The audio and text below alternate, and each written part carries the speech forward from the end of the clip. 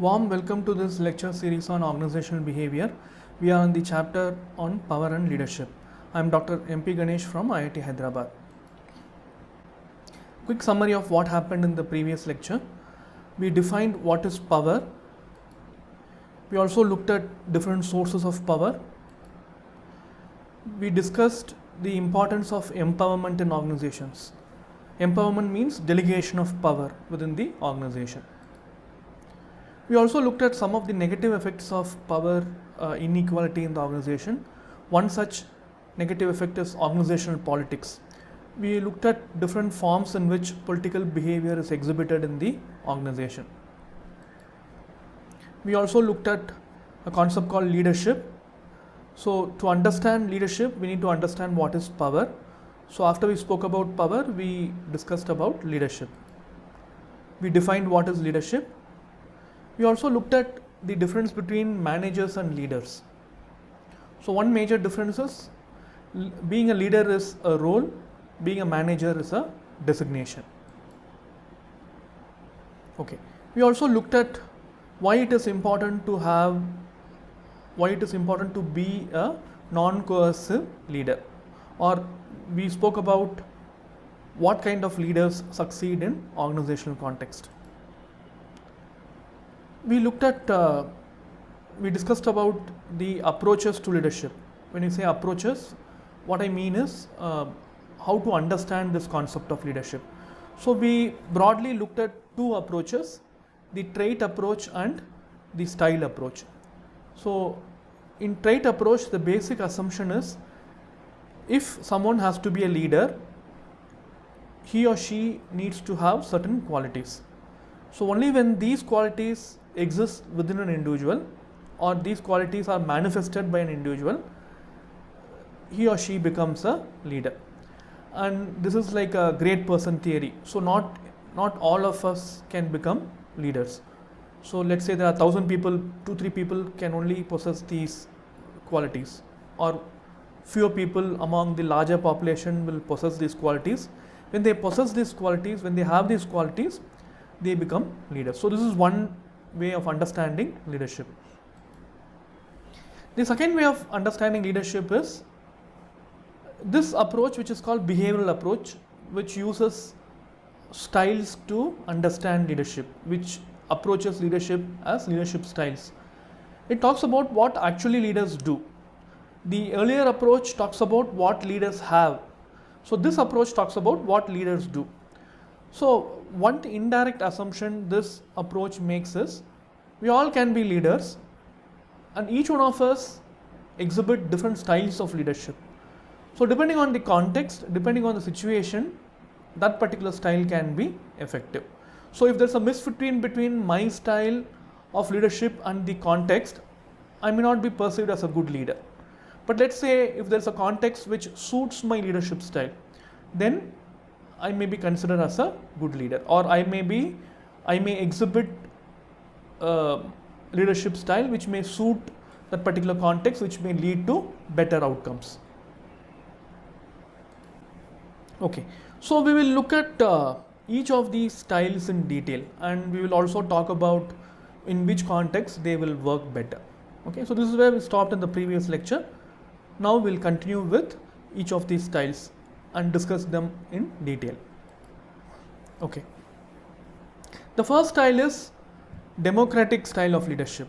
So as the name suggests, democratic leadership style involves participative kind of leadership, which means the leader tries to bring in the subordinates in decision making, or the leader tries to listen to all the subordinates and then try to make the decision. And also the democratic leader tries to empower the subordinates by delegating the authority. Okay, so democratic means everybody in the group has a voice in terms of decision making, in terms of choosing the path, in terms of choosing the goal and things like that. Okay, so there are two types of democratic style of leadership. The first style is consultative democratic style, which means the leader consults with the group. In other words, the leader may not have a decision, or the leader may not approach the group with a decision. The leader approaches the group with an open heart and tries to understand what people think, tries to listen to what they feel, tries to grasp the preferences of the group members, and then understands which one of them or which solution can be the best for the group, and then arrives at the decision.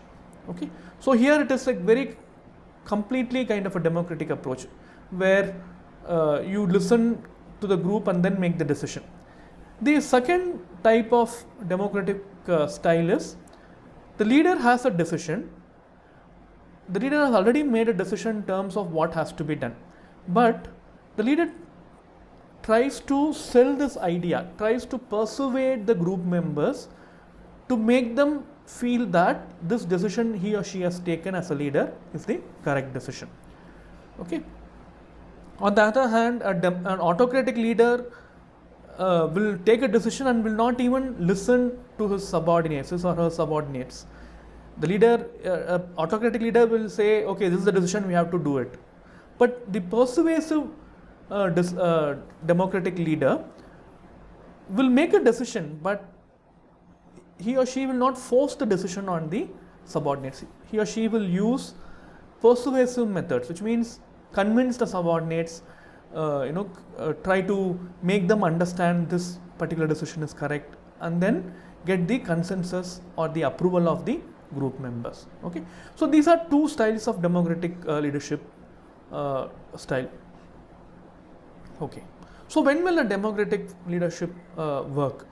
Okay, we'll talk about it after we discussed all three types, all three styles of leadership, and then we'll speak about which will suit the context, which context better. Okay, so the advantages of democratic style is it will make people, or it will make the group members motivated about the entire process, or get motivated in participating in the group. Okay. So if the leader doesn't involve the subordinates, they will not be showing any commitment to the decisions of the leader, decisions made by the leader. So if you make people participate, they feel they have a voice in decision making, that will increase a sense of involvement. So if you are asked what you should do when you give a suggestion, and if that suggestion is followed, then you will feel committed to fulfilling that decision or implementing that decision. So you cannot say, I will give advice, I will give suggestion, but I will not follow it.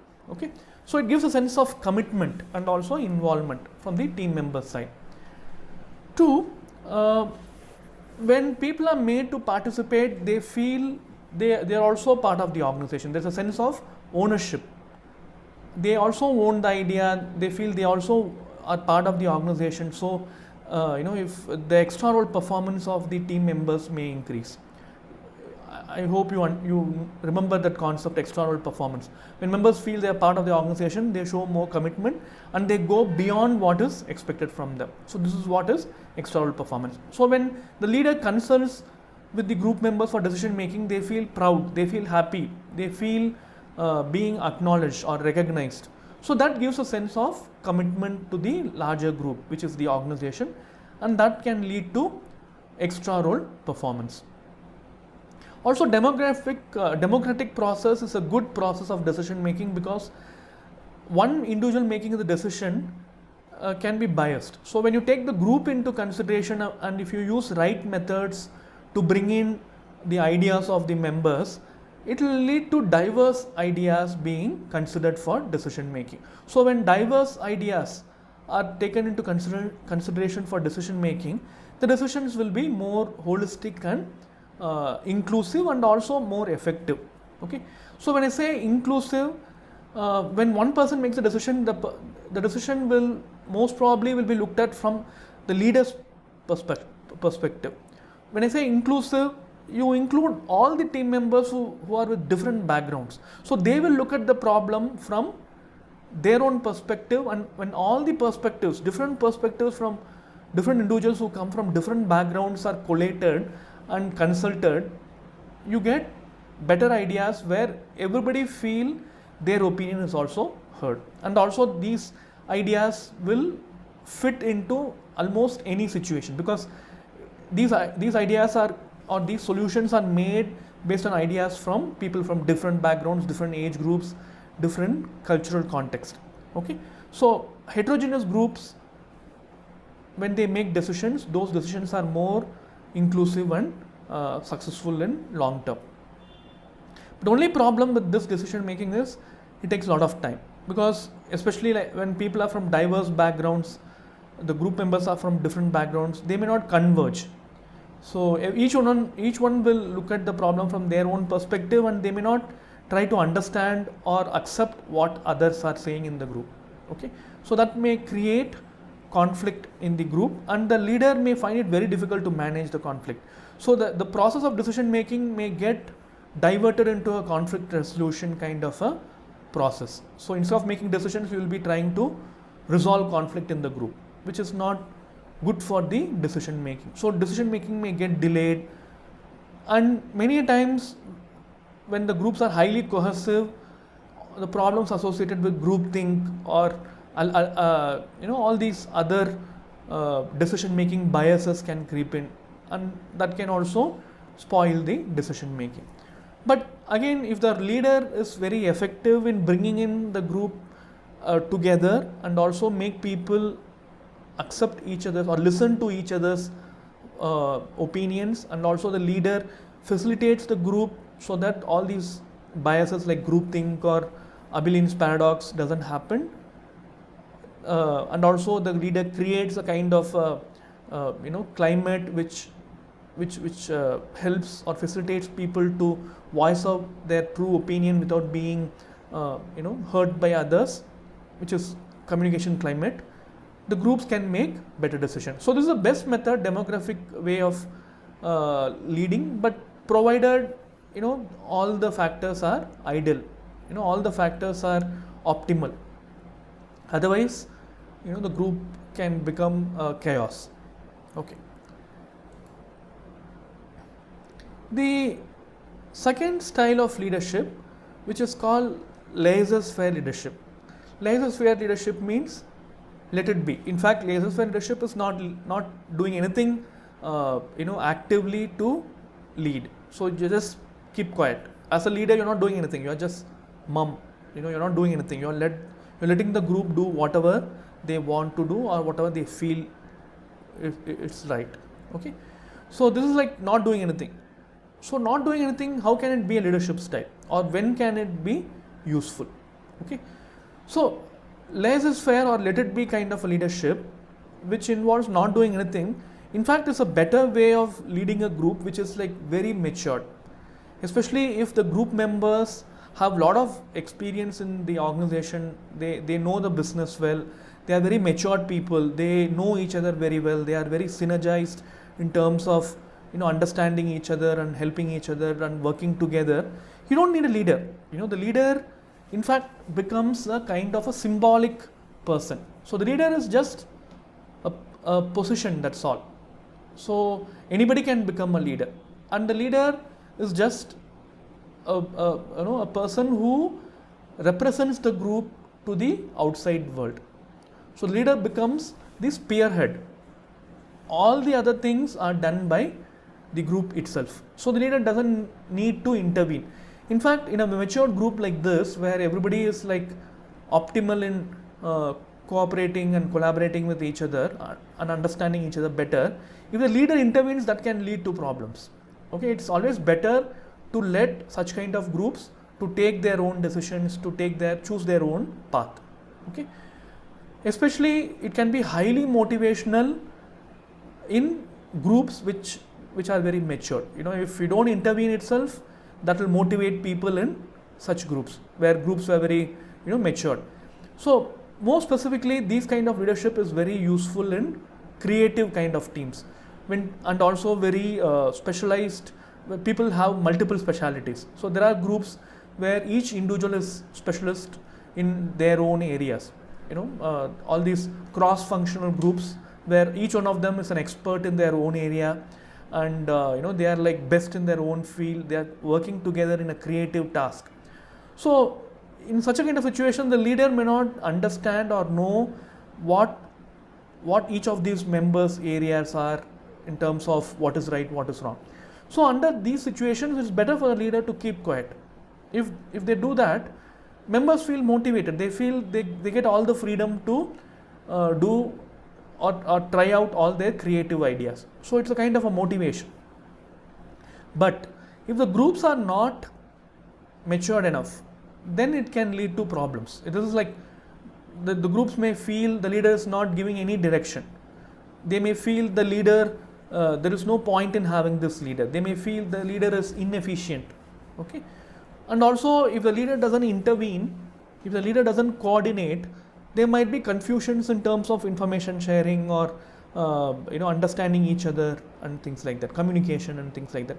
So that can lead to delay in communication, delay in decision making and coordination, and maybe at some point, if the members feel directionless, if the leader doesn't intervene, it may lead to lack of direction. The group may feel lost.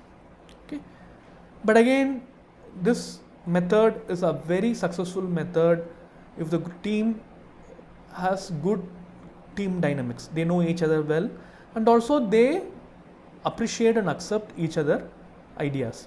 Okay, so this can also be a best method. Not doing anything, not leading itself can be a best method under these situations.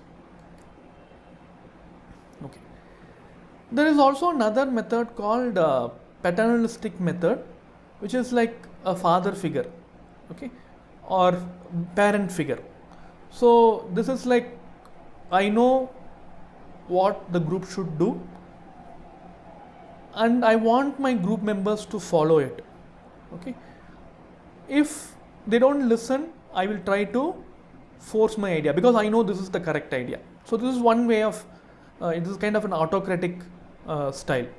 But sometimes paternalistic leaders may also consult. They'll say, okay, see, this is the decision I have made as a leader, but you can voice your opinions. But anyway, I will make the decision. This is the final decision, but I am willing to listen. Okay. But one advantage of paternalistic leaders is they are very supportive towards their staff. They are like, they feel they are the father figure or the parent figure, mother figure. Okay. So I am responsible for all these followers. So they are like my children. Okay, so this is like typical Indian parenting. I know what is correct for my child, and my child should listen to it, and I am doing it for the welfare of my children. Okay, so sometimes it may seem like very, very autocratic, but from the leader's point of view, the leader feels that I know better, and it is better. I care for them. I don't want to take the risk of making team members take the decision because it may harm them. So better I would take the decision, even if my team members feel I am like a very autocratic kind of a leader. Okay. Okay. So another method which we also should discuss is autocratic style. Okay. So autocratic style means the leader makes all the decisions and tells the group you should follow this decision. Okay. So autocratic is like a dictatorship. Okay. But may not necessarily bad, because in some situations autocratic leadership can be very effective. So what are the situations where autocratic leadership will be effective? One, when the team members highly trust the leader. When they trust the leader blindly, they will obviously listen to the leader. They may not even question what the leader says. Okay, so when the trust between the leader and the when the trust placed by followers on the leaders is very high, autocratic leadership can be very successful. On the other hand, for democratic leaders, when the leader trusts the followers completely, then the democratic leader will say, okay, you take the decision, I will facilitate.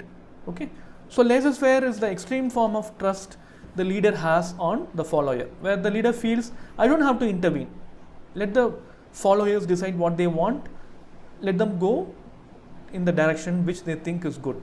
Democratic is somewhere in the middle, where the leader finally gives that stamp of agreement. The decision Even though the decision is made by the group, the leader finalizes the decision in democratic style. In autocratic style, the leader makes the decision, the leader stamps the decision, the leader orders the followers should follow this decision. Okay. So like I said, autocratic leadership can also be good. One, when followers trust the leader. Two, when the situation is in a crisis situation, when there is no time for you to listen to every member, when you don't have time, when you don't have enough resources, you don't have, the members are also not capable enough to make the decision, and they also trust the leader. So the autocratic leader can very well say, okay, I've decided this, let's do it. We don't have time to make democratic kind of leadership, democratic kind of decision making, and I know this is the correct decision, so you all follow me. Okay. So it can also work in many situations. So again, like I said, each of these styles are unique in their own way of approaching the problem, and whether each of these styles will be successful or not depends upon many other contexts. Okay. There's another model which explains, or which is similar to the styles of leadership, which is called managerial grid. In fact, this model is a very popular model among management scholars. There is a tool, there is a questionnaire which measures the managerial style of leaders, or the leadership style of managers, and try to understand where they fall. Okay. So the style of leadership in terms of laissez-faire, democratic and autocratic. Okay. So according to this model, there are two important axes. The first axis is x-axis is concern for production. So there are some leaders who place lot of focus on the task. For them, the job should be done. I don't care about what my group members think about me or what they feel about the decision. So I need work to be done. So that is one category, one axis. The second axis is leaders who are very concerned about people. They are like, no, I need my followers to be happy. I need my followers to accept me. I need my followers to, think good about me. They are like, they want people to accept them as leaders. They want to please. In extreme forms, they would like to please their team members. Okay. So these are two important aspects. So when someone as a manager is very high in task focus, so the manager only thinks about doing or fulfilling that work. He or she doesn't care about team members. Okay. So these people are called as task masters. They are like ring leaders. They are like circus ring masters. So they don't care about what the members think. Even if it is harming their members, they don't care. Okay. So they use this whip to control the members. So if you remember the sources of power, most of the times they use coercive power, which is punishing people, and also formal power, positional power. Okay. So for them the power comes from positional power and coercive power. Again, they can be useful in some situations when the task has to be done, where you don't actually there is no need to worry about team members. Task is very important. So under these situations, you need people like this. Okay. Another category is extreme. Another extreme is people who like to please others. But for them, even if the job is not done, I don't worry. I don't care. But my members should be happy. I want to satisfy all my team members. All the team members should be happy and comfortable. So these people are very, very people oriented, even at the cost of task fulfillment. So these people are called country club managers. Country club managers means if you go to a resort, there will be a manager. The role of the manager is to make you feel comfortable, happy. He or she will try to do everything to make you feel your experience in that particular resort very memorable and things like that. So these managers are also like this.